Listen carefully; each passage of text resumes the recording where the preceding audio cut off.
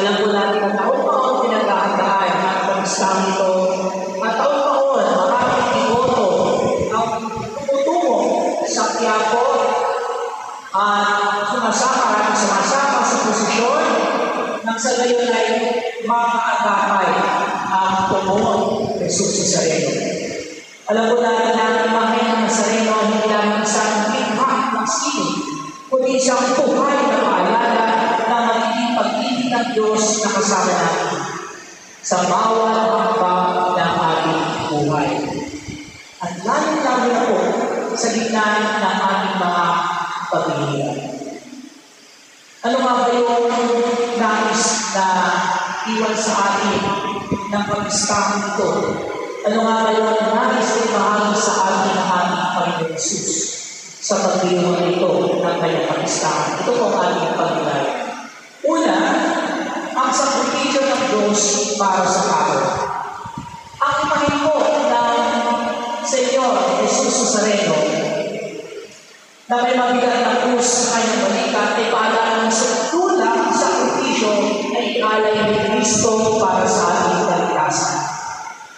At ang krus na ito ay simbolo ng ating mga pasanin. Ang ating mga kahirapan, ang ating mga sakit, ang ating mga pagkabigo. Ngunit din sa lahat, itong krus na ito ay simbolo ng pag-ibig ng Diyos. Si Jesus po, pagkakat Diyos, ay nagpakibaba ng pusa at namatay upang iligtas tayo mula sa kasalanan. Kaya sa tuwing hinahawakan kung lalapitan natin ang imahen ng Nazareno, nawa po, ang imahen ito ay magpaalala sa atin ng kanyang walang hanggang pag-ibig na hindi natitinag kahit sa harap ng kamatayan. Kaya tayo po, tayo rin inaniyahan na sana ay handang magsakripisyo alang-alang sa pagmamahal ng Diyos para sa kapwa. Ang pag-ibig na walang sakripisyo ay buhay. Diba? Kaya napakagandang halimbawa ng Panginoon sa kanyang pagpapakasakit, sa kanyang larawan na may pasal-pasal na krus. Dahil ito ay naging tunay lamang at ito ay pagpapakita lamang ng lubos na pagmamahal sa ating ating Panginoon. Dalawa, ang pag-isa ng Diyos sa ating paghihirap. Alam niyo po, sa pinakamahalagang aspeto ng aming devotion sa mahal na Nazareno, Jesus Nazareno, ay ang malalim na pag-isa ng Diyos sa ating karanasan. Ang imahin po ng Pong Jesus Nazareno, nakikita natin ang isang Diyos na hindi malayo, kundi malapit sa ating mga sugat at luha iiyak. Si Jesus po ay Diyos na dumaranas ng buto, sakit at kamatayan. Hindi niya kailangan na sabi na natin na gamitin ang kanyang pagka-Diyos, kundi gusto niyang ipakita sa atin na bilang tao, nakikisa rin siya sa ating mga pinagdaraanan sa buhay ito.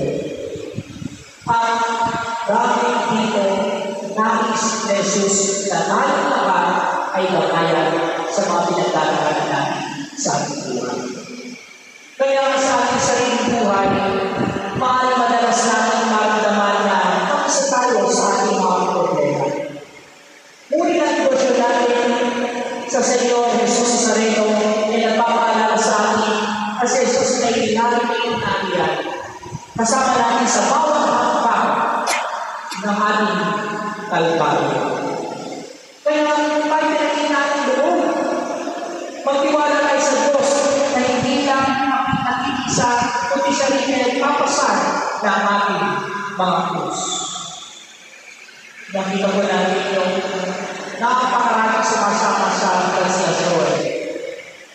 Alam mo natin na milyon-milyon ang tumatalsa sa Quiapo, may hindi nakikisa sa isang translasyon, kung saan nakita natin ang pag-aaral ng kanilang pananampalataya. Bakit ko? Bakit na kailangan mangyari ang mga bagay ito? Dahil bawat isa na nag-iisa, nagdarasal, sumasama sa posisyon, nararamdaman nila ang presensya ng Diyos sa gitna ng kanilang mga pinagdadaanan. Kaya sa ating buhay, kung dahil nalimutan tumawag sa Kanya, lalo na sa hindi natin kaya ang ating mga kasama sa iyo. At ikatlo, ang kaligtasang hatid ng krus. Ang krus ng ating Panginoong Kristo na tila simulan ng pagkatalo ay naninitanda ng tagumpay. Sa pamagitan ng kanyang paghihila ng muling pagkabuhay, tapos sa ito ng kalamitan para sa atin. Ang mahal na Jesus ng Nazareno ay patunay na ang Diyos ay hindi lamang nagdurusa, kundi ang tagumpay laban sa kasalanan at kamatayan. Kaya ang paalala na lagi sa atin, hindi nagtapos ang lahat sa krus. Hindi nagtapos ang lahat sa kamatayan ng ating Panginoon Jesus. Pagpus itong nagtakat ng pinagdaan para sa gayon makita natin ang kanyang muling pagkabuhay, ang kanyang pagiging Diyos. Kaya sa ating devotion, hindi lamang natin inanais na makalapit sa Diyos, nais din natin magbago ang ating buhay.